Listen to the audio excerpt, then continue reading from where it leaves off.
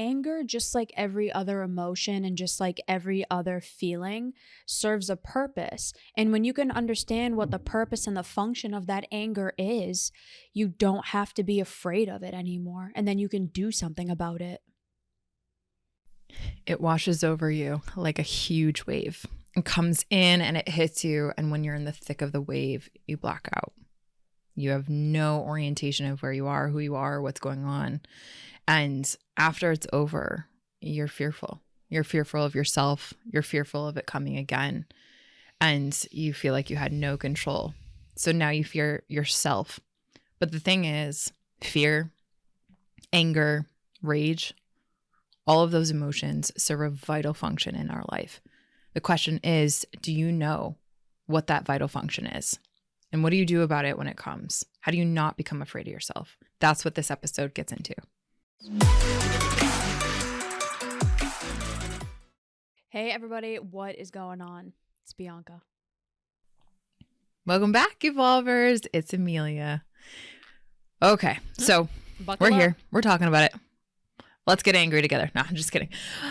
So B, I want to share this with you and I want to share this with the community because I know that we have, honestly, as a community, as society, as human beings, we have so much freaking anger stored up in our body, so much rage. There's so much of these high intensity or high arousal and low valence or valence, however you say it, which is unpleasant to experience, emotions in our body. And we know now that emotions that do not get processed or understood by our conscious mind, it gets stored in our bodies. And that storage of that emotion in our fascia and our central nervous system, that can lead to chronic issues on our physical level. Our physical bodies can really start to decay and degrade as a result of that untapped emotion, unprocessed emotion, just getting stuffed in our cells. So in this episode, I want to share with you about an experience that I had with a client,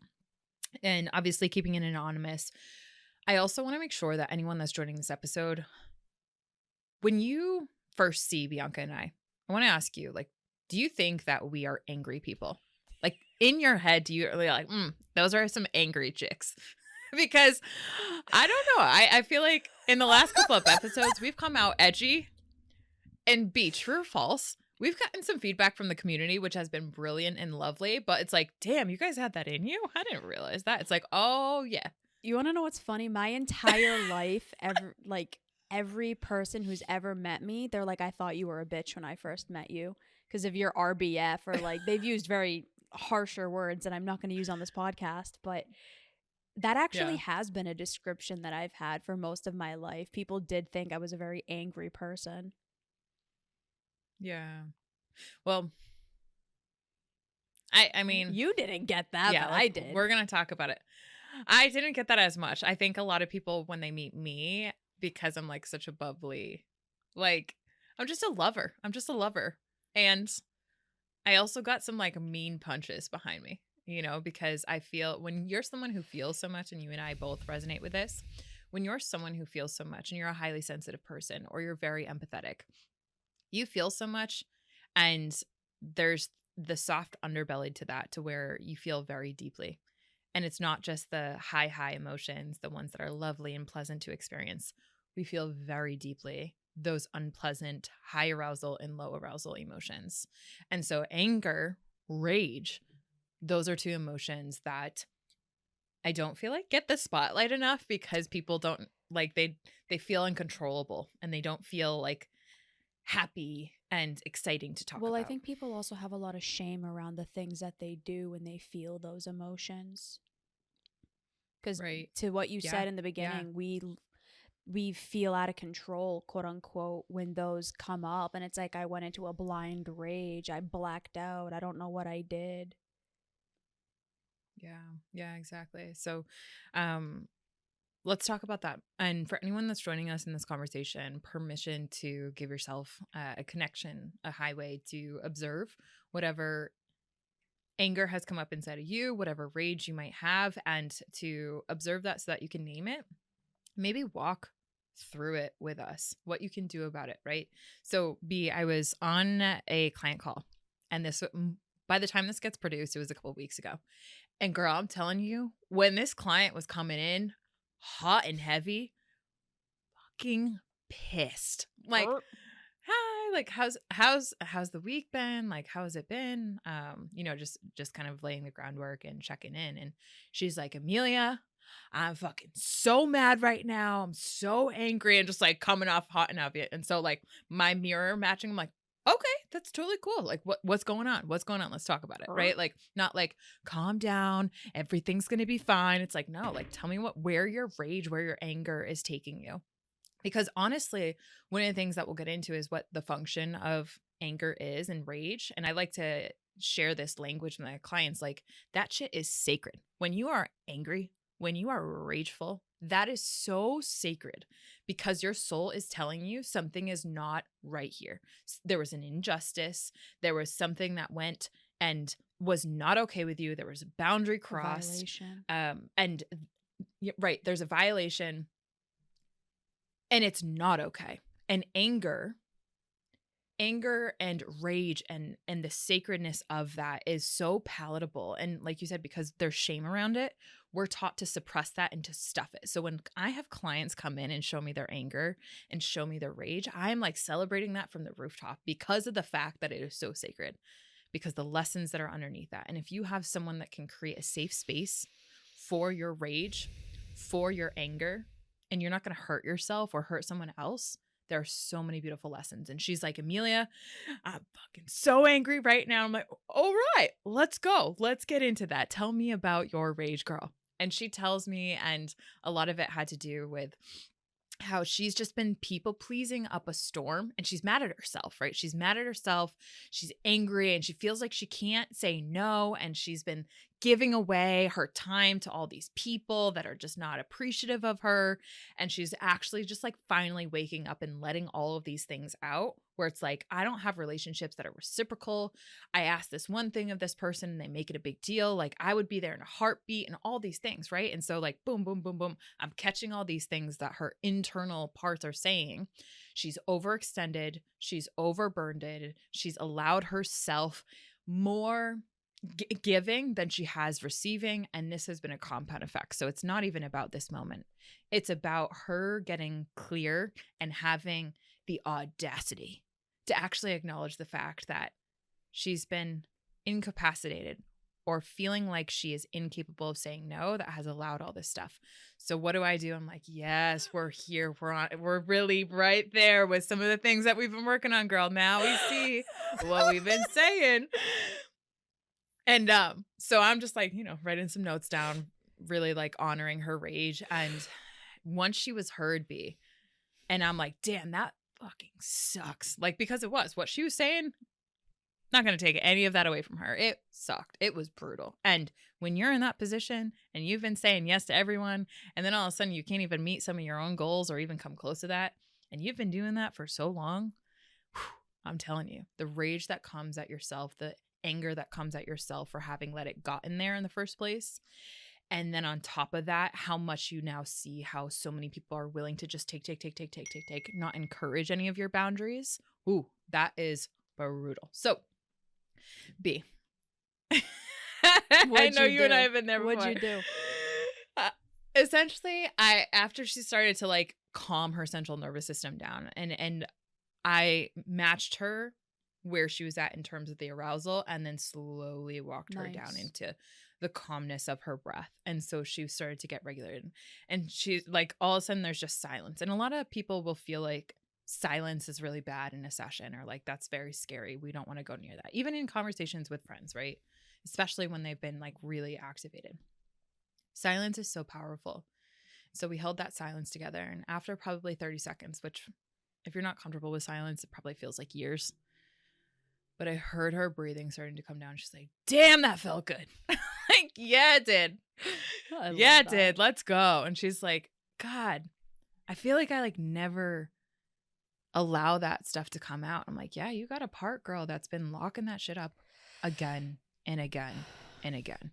And so to kind of like round this out, we ended up talking through how she got there. And she was talking. She was the one that's walking, and I'm just helping her guide her back to herself of like, how did she get there in the first place? We acknowledged and identified some parts that were hardcore people pleasing parts that had been there from childhood and where they developed. And we actually really got some really powerful distinctions within her central nervous system that helped her identify when that urge to please, which comes from a survival strategy of her trauma, that urge to please others really started the cascade of boundary crossings within herself, and these her not winning, if you will, in keeping the promises to herself.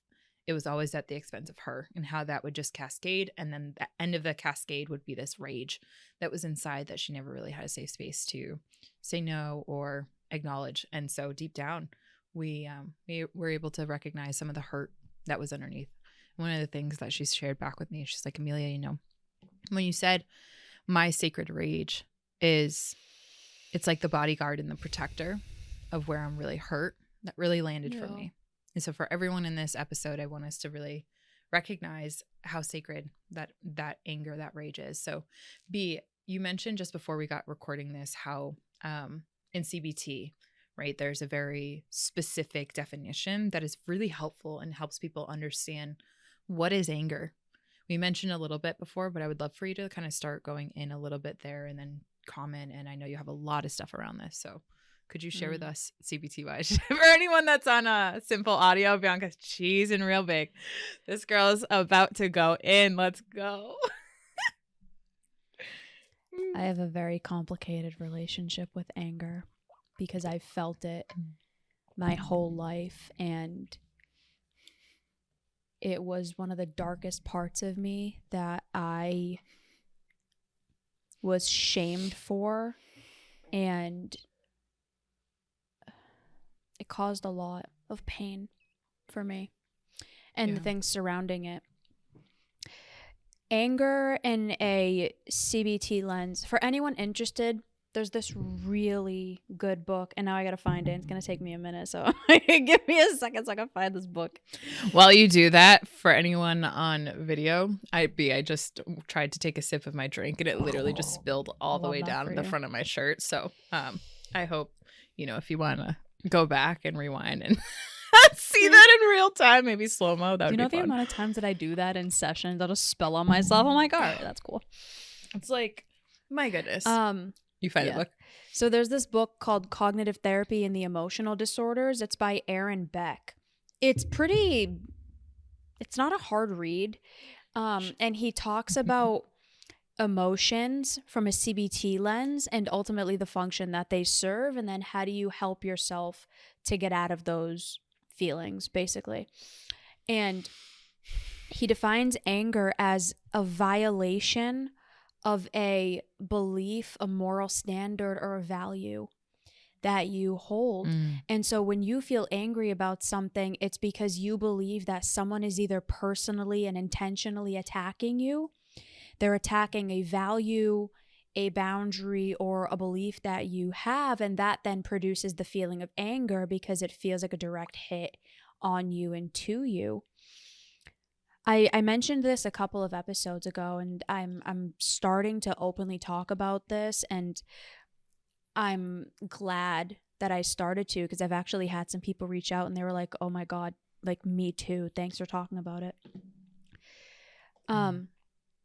I am someone who struggled with borderline personality disorder, and I'm really low on the spectrum of it now because I did a lot of work on it, and I've really healed a lot of it.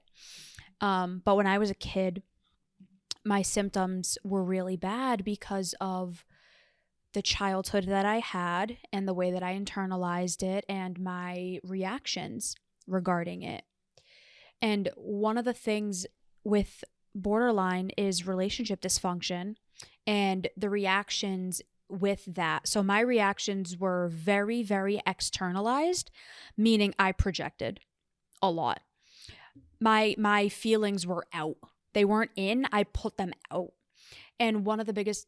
And can you share for anyone, sorry to interrupt you, but can you share, like, I know what you just said about projection, how does that impact the lens of which you see? I just want to make sure that you share that from a projection standpoint, how you projected your feelings out. Yeah. So what I felt basically came out through my words and my behaviors. So like you could see it all over my face, whatever I felt. And then I acted on it, which caused a lot of issues because I was never taught how to feel safe in my own body, and I was never taught how to regulate my feelings when I felt them, and I was actually punished for them a lot, and I witnessed a lot of anger and I witnessed a lot of violence. And so as a child I learned, okay, this is how you get heard. If you're struggling, yell and scream and whatever. And so I was a child that was very aggressive and very, very angry. And sometimes that anger got put onto other people, and that developed into severe shame. And a lot of my clients have had similar situations, or they've seen that they've gotten the impact of other people's anger. And it's like, anger is dangerous. Anger makes people do bad things. Anger is the cause of bad behavior. So I can't feel angry because something bad is going to happen. Like I said in the beginning, the emotion of anger in and of itself is not bad. It serves a purpose. My anger was actually really adaptive and really functional. I was screaming for help, literally and metaphorically, screaming for help. And when you're consistently not being heard and you feel as though you're being invalidated and harmed, it makes perfect sense that your reaction, if you don't feel safe and if you don't feel as though you have the tools to respond, you are going to react, and that reaction is anger. Does it mean it's okay? Absolutely not. It wasn't okay that I hurt people. It wasn't okay that I yelled and that I screamed and whatever. It does make sense given the context. So you can understand something and that doesn't make it okay, but it does allow you to understand why it happened so you can then do something about it. My name is Mandy and I'm here to chat with you about group coaching with Evolve Adventures. I signed up for group coaching because I was looking to connect with other people who were going through similar struggles that I was. It was really nice to see that I was not the only person feeling the way I felt. Having the thoughts that I was having or having the same struggles. It was really empowering to be able to connect to other people, share our journeys, kind of just grow together from, and all of us are coming from so many different walks of life. And that's really what I think made group coaching such an amazing experience for me, because I definitely learn through stories and experiences. So getting to hear other people's perspectives and their experiences definitely helped me grow. Highly, highly recommend group coaching. It was so good. And that's exactly what I tell my clients. So like one of my clients got into a huge fight with her girlfriend and she's like, I shouldn't have shown up that way. I'm like, yeah, 10 out of 10. You're right. You shouldn't have. And given everything that we've been talking about, does it make sense why you did? And she's like, yeah. And I'm like, are you going to do it again? She goes, no, now I have the tools. I'm like, okay, cool. So then it doesn't need to turn into shame. You can feel ashamed that you don't want to be that person again, but if that shame then carries into your identity, it's not helpful. For me, my shame carried into my identity. So my identity therefore then became, I am a bad person and anger makes me bad. And the things that I did when I was angry, because I was in pain and I felt alone and I felt isolated, make me a bad person. So I was afraid of getting angry. If instead you can learn what the emotion and what the feeling of anger is trying to tell you, you can then do something about it. And that's exactly what CBT aims to do.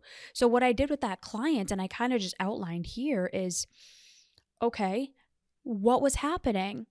And she's like, my partner keeps doing this, this, this, and this. We keep getting into arguments. All of these challenges are happening. I've asked her not to do this thing over and over again, and she did it. And I was tired and blah, blah, blah, blah, blah. And she came at me and she started yelling. So I yelled back. And I was like, okay, right, fair. That makes sense. That's understandable. Okay. What was the function of your anger? She's like, I needed to be heard. She's like, I needed her to know this isn't okay. I'm not okay with this. You can't attack me because you're upset.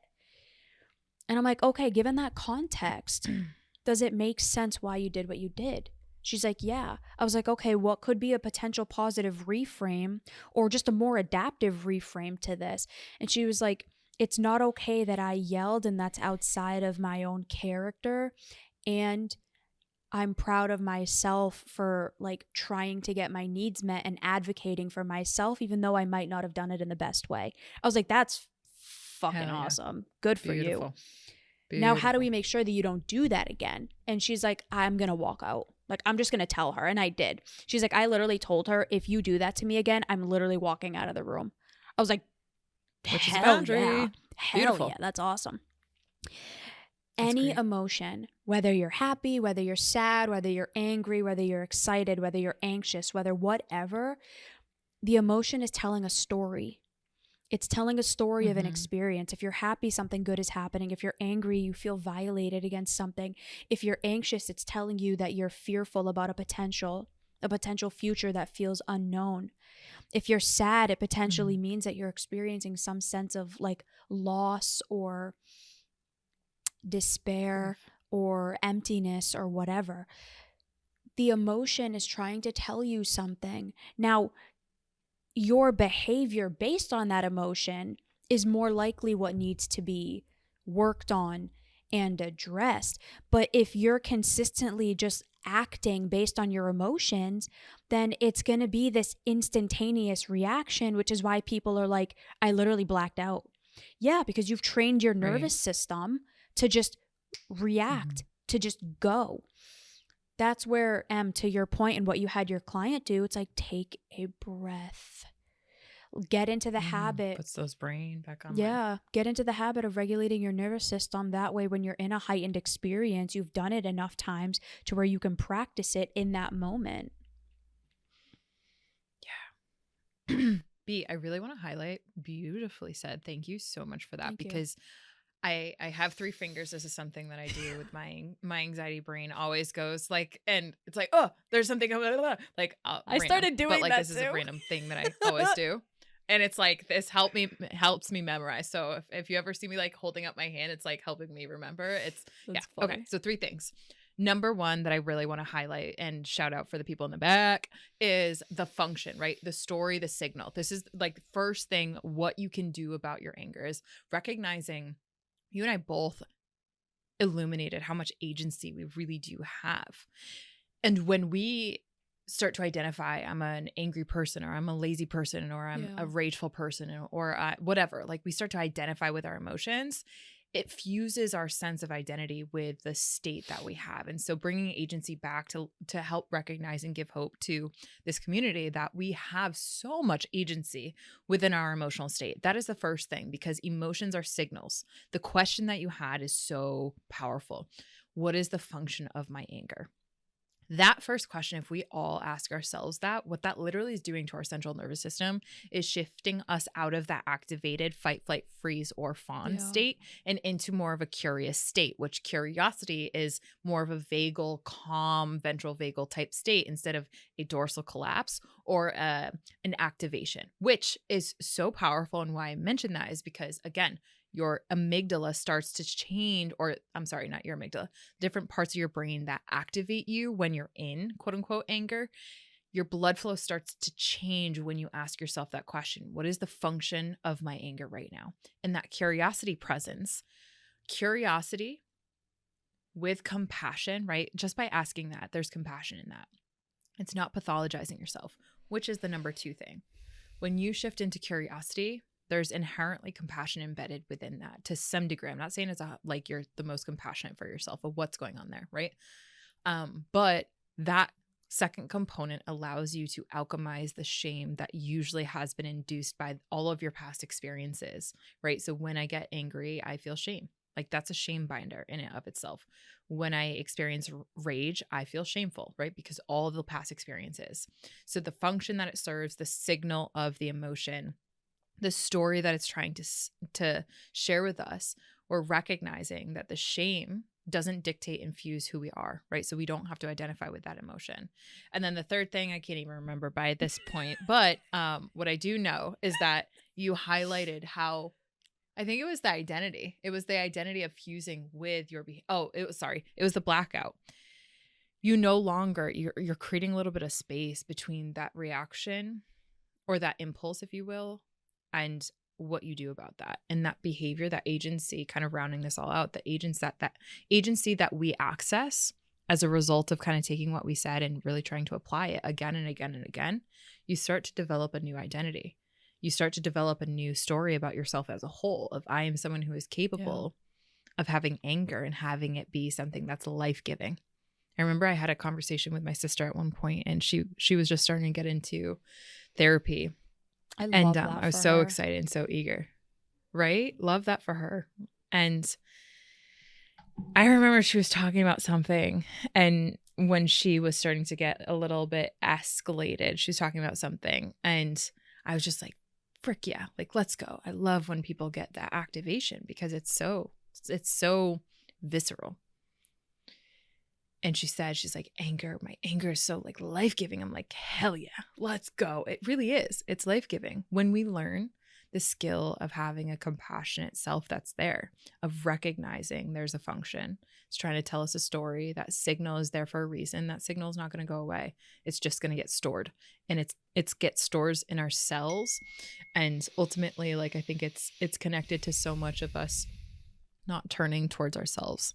So, what I think is going to be really exciting for this community is to continue to hear about how your experiences with BPD has really illuminated how the emotional experience is, because we all experience emotions on a spectrum of heightened emotions.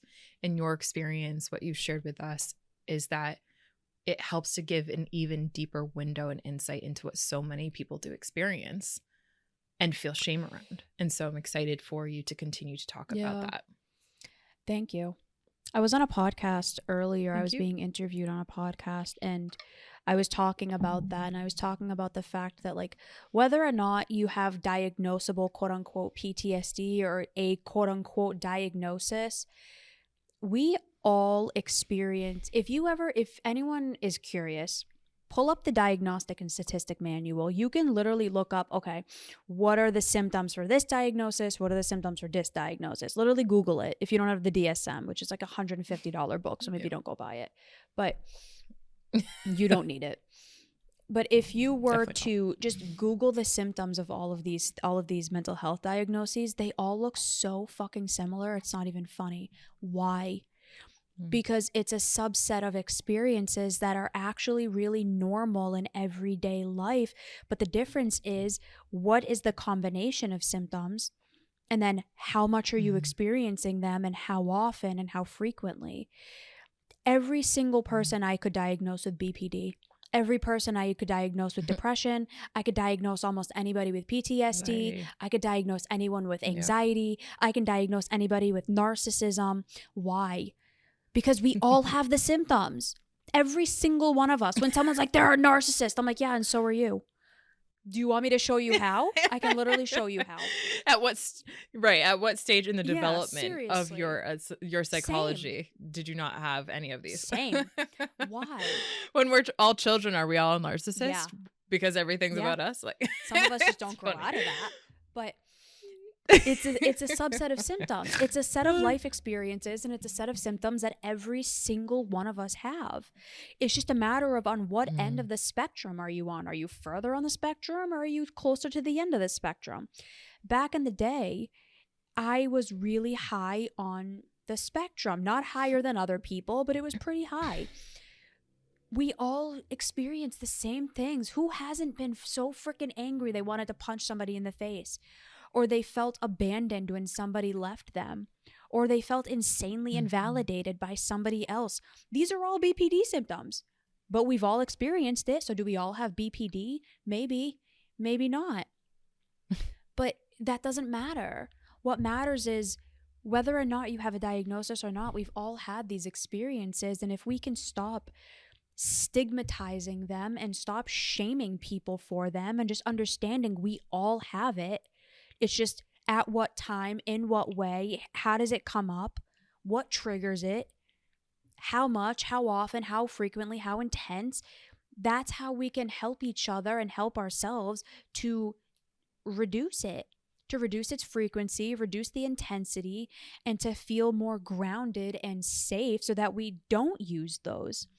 Because in certain experiences, they are adaptive. If someone is chasing you, yeah, maybe you should get freaking angry. Maybe it'll make you run faster. Yeah. It'll trigger your fight or flight system that'll help you run quicker.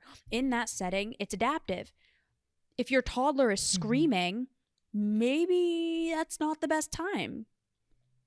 Because what's your reaction going to be from that? Or how are you going to respond if you're carrying that anger and you don't feel like you're in control of it? Maybe at that point, not super adaptive. The context matters. It's not about diagnosis or not. It's about we all experience the same shit. What's the story you tell yourself about it? And how do you go about navigating it? To this, be, it's like, I wish that my client actually allowed herself to feel this rage and this anger more. Like, I know that might feel so contrary and contradictory to anyone listening to this, but I wish people would let themselves feel this more, because the story that she's telling herself is that, oh, this doesn't really matter. Oh, it's really not that big of a deal. It's like, wait a second.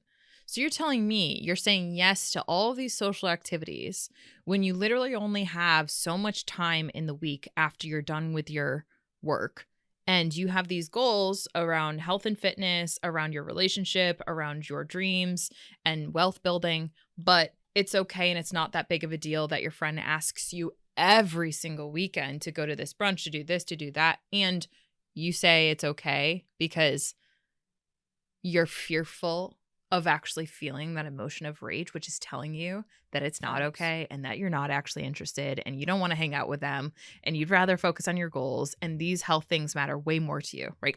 That's a lie that you're telling yourself. And so for anyone that's ever felt this anger and felt like they've had to stuff it, that is because of the wiring that has been so not okay. Like, if we were to go into, and this is just a total micro side tangent, if we were to go into different cultures, like I've studied a lot of different cultures. And so the way in which I would say older Aboriginal based cultures, and I am not an expert in this by any means, but the way in which other cultures appreciate the emotions that wash through us and see that level of sacredness in it, we've gotten so far away from that. Because we are these proper, quote unquote, humans that don't feel. It's like, what? We went so wrong with that. Like, we are humans that have these waves of emotions and they happen so quick in our narrative. So anyways, it's not okay. Don't sweep it underneath the rug. Recognize the function. Ask yourself what that is. Rectify the shame, right? There's so many things in here. And if you're struggling with that, Bianca and I do have space on our calendars. We are accepting new clients. And this is the time where your peers might be running amok, doing their thing, hanging out, right? All good and fun until all of a sudden fall hits and they've stepped off the gas pedal of their growth and of their healing journey. Don't let that be you. We have time on our calendars. And I also want to celebrate the hell out of Evolve Ventures group coaching. Today is the kickoff day. Yay. And so tonight we will be celebrating with the 10 individuals that signed up for this year's program. So if you happen to be listening to this and you did unfortunately miss the enrollment window, we are so sorry to hear that, and send us a DM so that you get on the wait list for next year. We only have this program once a year on purpose so that it is as extraordinary, value-packed, and communal-driven as it always has been designed to be. So with that said, my episode suggestion in closing, 393, how trauma gets stored in the body. Bianca? Mine is 406, how and when to tell people to fuck off. I sent, just in closing, as an LOL, I sent Emilia an audio message yesterday. I was raging. I was so pissed about something. Loved it. if you have safe spaces that allow for that and don't shame that, you'll be able to navigate better through it. And then you won't do something that you regret because you never actually processed how you feel. So our therapy and coaching programs, whichever one you choose, because we have a bunch of different ones, give you the space to do that so that you don't keep making choices that you later regret and feel shame about. All right, everyone. Pop off. We'll see you next time. Bye, everybody. Bye, everyone.